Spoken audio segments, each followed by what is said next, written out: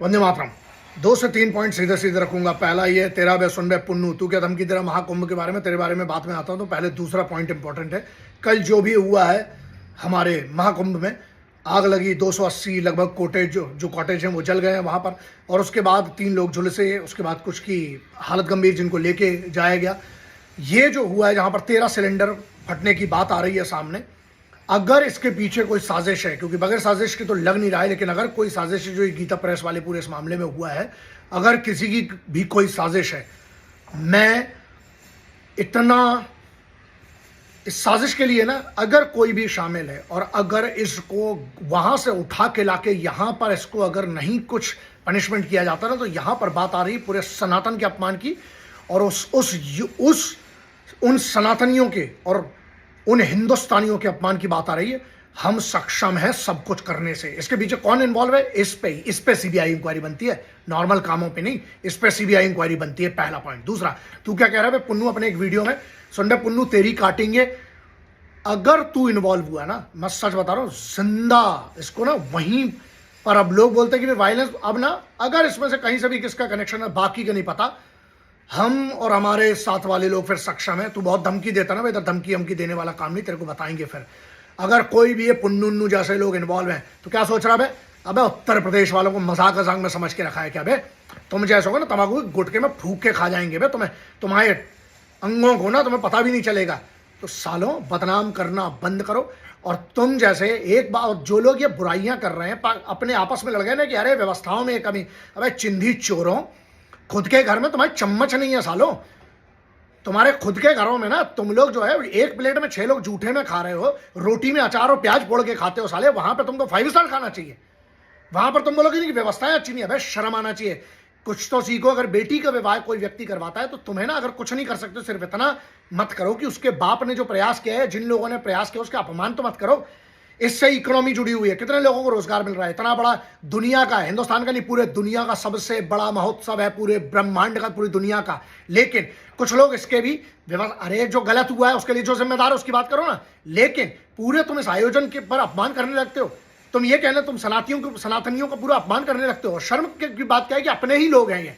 तो यहाँ ना दुश्मनों की जरूरत क्या है? हमारे तो खुद इतने दोगले हैं कि इनको इकट्ठा कर दो तो पूरा एक दोगलिस्तान बन जाए। इनको व्यवस्थाएं चाहिए कि नहीं नहीं, तो कुंभ में ऐसा गलत हुआ, अबे शर्म आना चाहिए। तुम्हारे घर में 50 लोग आते हैं, तुम उनको हैंडल नहीं कर पाते हो। यहाँ पर करोड़ों लोग, 50 करोड़ के लगभग जब लोग आ रहे हैं, छोटी मोटी चीजें गलत हो सकती है ना। नहीं, आपको आगजनी में तुमने सीधे उठा के कह दिया कि प्रशासन का दोष है। एक बात बता बे, तू अपने लौंडों को ले जाके तू कर रहा है कोई सेवा उधर पे? पुलिस पे सवाल उठाना गलत है, फायर एंड सेफ्टी पे सवाल उठाना गलत है। इतना बड़ा आयोजन है। हाँ, बात यह है, जो भी जिम्मेदार है, अगर ये लोगों की, मतलब अगर किसी विभाग की जिम्मेदारी है, उत्तर प्रदेश के सरकार के अगर किसी विभाग की जिम्मेदारी, तो वो सस्पेंड होना चाहिए और हाईएस्ट लेवल की उसके इंक्वायरी पे करके उनको टर्मिनेट करना चाहिए। लेकिन यदि इसमें उत्तर प्रदेश सरकार का कोई व्यक्ति इन्वॉल्व नहीं है, सीबीआई की इंक्वायरी करके, डायरेक्ट इंक्वायरी करके, जो भी इन्वॉल्व है, जिस भी दुनिया के जिस कोने में बैठा है, आपके पास कोवर्ट ऑप्स यूनिट्स है, हमारे पास स्पेशलाइज यूनिट है, स्पेशल फोर्सेज यूनिट है। घर में घुस के सालों को उधर पर ठोकना पड़ेगा, उधर से उठा के इधर लाना पड़ेगा और यहां उनको पनिशमेंट देना पड़ेगा। इसी कुंभ के चलते हुए अभी 15-20 दिन बाकी, आराम से उनको लाया जा सकता है। लेकिन अब ये बात यहां पर ना, मुझे उनसे बिल्कुल तकलीफ नहीं है जो बाहर बैठे हैं, तकलीफ उनसे जो अपने घर में बैठ के अपने लोग ऐसी तैसी करवाते हैं जब कोई हादसा होता है। शर्म इस बात की करो, इस बात का धन्यवाद करो कि वहां पर किसी की जान माल का बहुत बड़ा कोई किसी का बहुत बड़ा नुकसान नहीं हुआ है। और ये और बड़ा और बुरा हो सकता था, लेकिन गाइडलाइंस का फॉलो होना चाहिए। जो भी जिम्मेदार है उसको सजा सबसे कड़ी मिलना चाहिए। और कुछ मत करो, जो सजा के लिए जिम्मेदार है सिर्फ आप लोग ढूंढ लीजिए। निवेदन करता हूं मैं, नागों की तरफ से, संतों की तरफ से बोलता हूं, नागों के अखाड़े में छोड़ दीजिए जो इसका जिम्मेदार था आग जलाने का, चाहे वो कोई भी हो, सरकार का कोई व्यक्ति हो तो उसको भी छोड़ दीजिए। अगर कोई दुश्मन हो, शत्रु हो, उसको भी नागों के पास छोड़ दीजिए। नागा साधु खुद अघोरी इसका निर्णय कर लेंगे। ये मेरा निदान है, बाकी आपके पास कोई बेहतर हो तो आप देख लीजिए। लेकिन यहां पर एक साजिश समझ में आ रही है और ये बहुत बड़े अपमान की बात है, जो अपने लोग मिलकर बुराइयां करने लगते हैं। तुम्हारी औकात है नहीं, घर में टूटी चम्मच, फटी प्लेट, फटे कपड़े, फटी चप्पल में साले तुम लोग रख के, एक 10 दोने में टुकड़े टुकड़े में रख के, फटा गंदा सड़ा खाना खाने वालों, बाहर जाके तुम्हें कुंभ में, तुम्हें चाहिए कि वहां पर तुम्हारा स्वागत होके, तुम्हें 8 प्रकार के व्यंजन और भोजन चाहिए, तुम्हें पूरी व्यवस्थाएं चाहिए, भीड़ भी नहीं होना चाहिए। बेवकूफों, शर्म इस बात की है कि अपने ही ना, जब ये छेद करते हैं, अपने थाली में छेद करने वालों की तकलीफ नहीं है।